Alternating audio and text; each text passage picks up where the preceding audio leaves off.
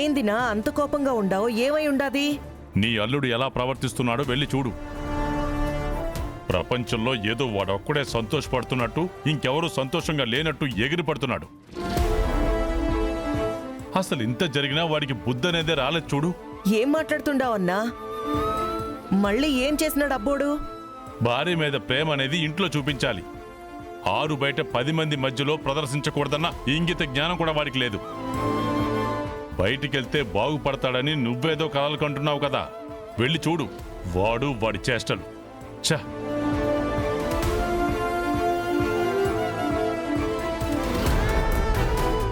ఏం చేస్తుండాడు వీడు?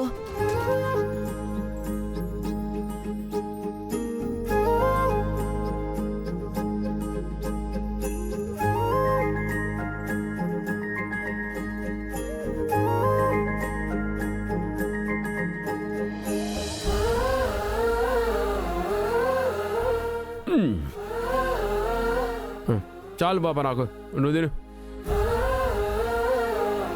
నాకు సరిపోయిందిలే. ఇదిగో నాకోసం నువ్వేం త్యాగం చేయమనిలే, నువ్వే చెప్పినావు కదా, కష్టమైన సుఖమైనా ఇద్దరం సమానంగా పంచుకోవాలని. అన్నం కూడా అంతే, తిను. ఏంది చాలు, తిను పాపా, తిను.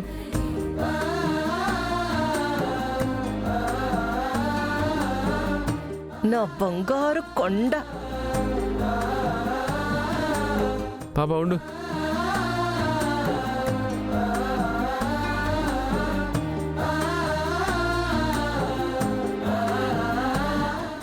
తిను.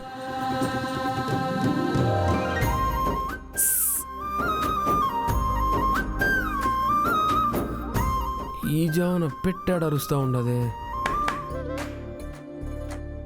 ఓ మా అత్త పెట్టా.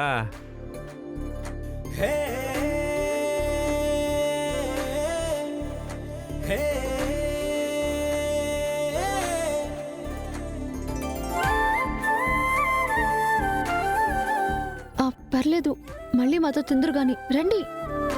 వద్దు, మీరు తినండి.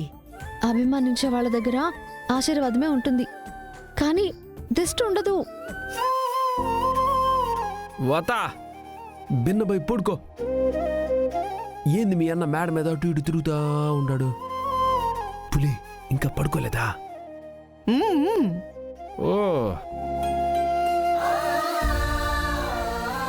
నువ్వు తిను. చాలు చాలు చాలు, తిను, మోమాట పడుకో.